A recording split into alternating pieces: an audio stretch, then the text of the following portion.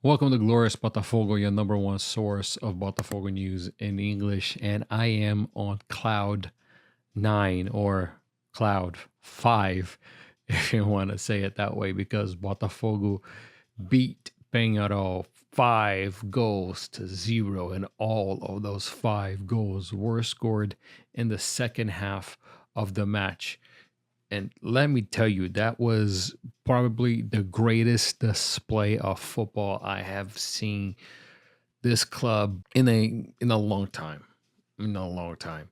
I mean, only a disaster of biblical proportions will keep Botafogo from the final of the 2024 Libertadores against what will most likely seem Atlético Mineiro, although they will play the hosts, River Plate, at the Monumental, which will be the final stage of the Libertadores. Peñarol got exactly what they wanted in the first half of the match, which was nothing.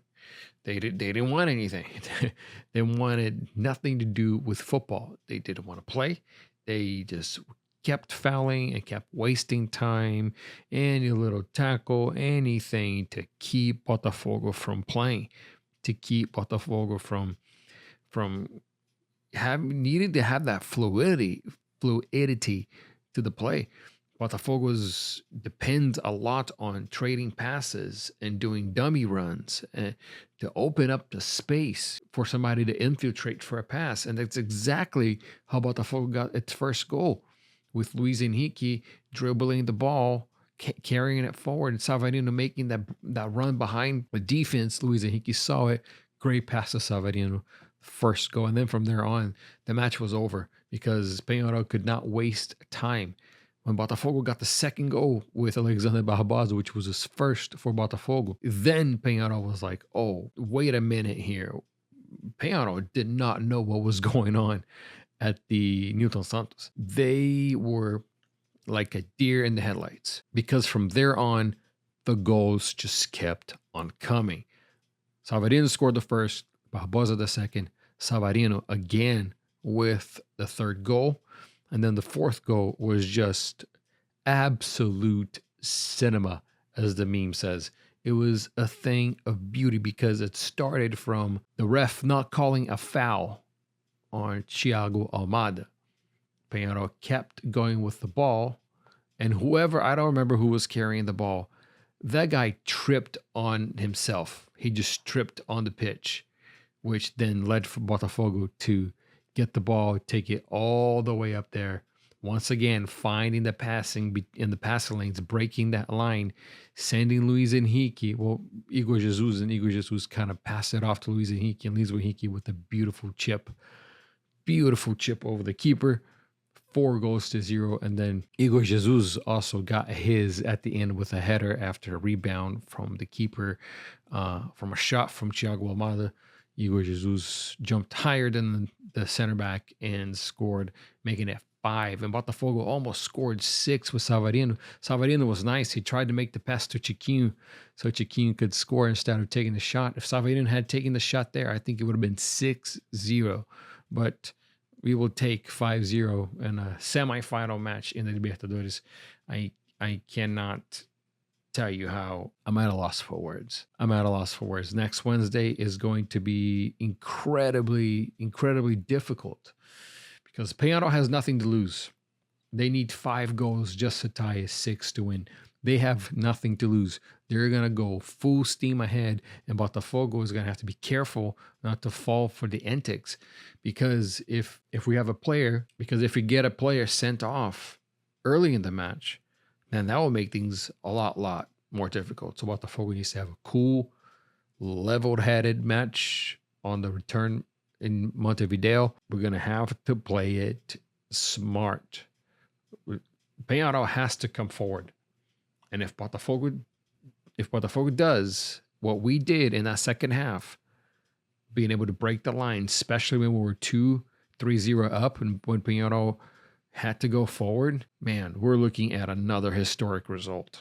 We're looking at 3-4-5-0 again, but at their home. You saw what it looked like when Peñarol needed to go forward. They didn't have one of their key players. That is also true. He wasn't there today. But is it going to make that much of a difference when they need the result and they're going to have to go from it from minute one, basically leaving 2 or 3 center backs behind and everybody goes forward?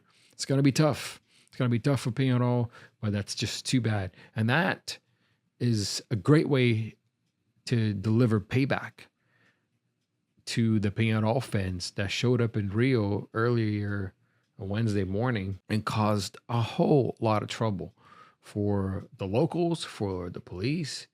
I mean, it all started when they tried to steal a cell phone. Then the guy was caught, and then their supporters were just furious after that. They burnt people's motorcycles. They destroyed tiki bars on the beach. They destroyed property of locals of Rio, where they were staying at. They destroyed their property. Buses were destroyed. One bus was set on fire.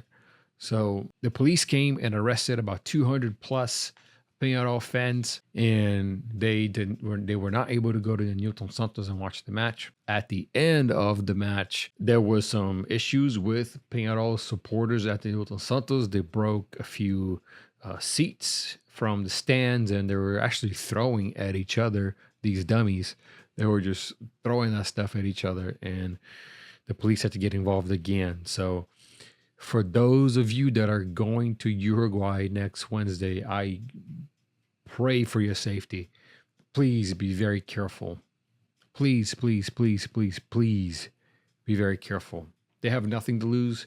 They're going to look for a fight. And don't wear the Botafogo jersey. Don't wear Botafogo colors. If I were you, I would wear green. I would wear blue. I would even wear red. I would wear whatever color that does not remind them of Botafogo, because it might be dangerous for you if you don't do that. If you've gotten here so far, please leave a like. Please share this video so people can see this Botafogo content in English. If you do speak Portuguese, I have the reaction of Botafogo and Peñarol of the whole match if you want to watch that. The reactions I'm going to do in Portuguese is just a type of content that is just spreading like wildfire in Brazil. There's not a lot of Botafogo supporters that does. I don't think there's really any Botafogo supporters, like solo channels, that do this kind of reaction content in Portuguese. So I'm trying to get ahead and see if it works out. So the reactions is going to be in Portuguese, but everything else here on this channel will continue to be in English like intended. Have a great few days. Botafogo will again play on Wednesday. We will have a Brasileirão match, which let me look it up right now. Botafogo will play Bragantino, Red Bull Bragantino, on the 26th. So on Saturday at 5 p.m., Botafogo and Red Bull Bragantino for the Brasileirão at Red Bull Bragantino. So let's hope for a Botafogo victory. We're probably not going to see some starters starting. We're going to probably see Arthur Jorge resting majority of the players, but we're fighting for the Brasileirão, and that's something that we also want. So Brasileirão Saturday, the return of the Libertadores next Wednesday, to see if Botafogo will make it for the first time in its history to a Libertadores final.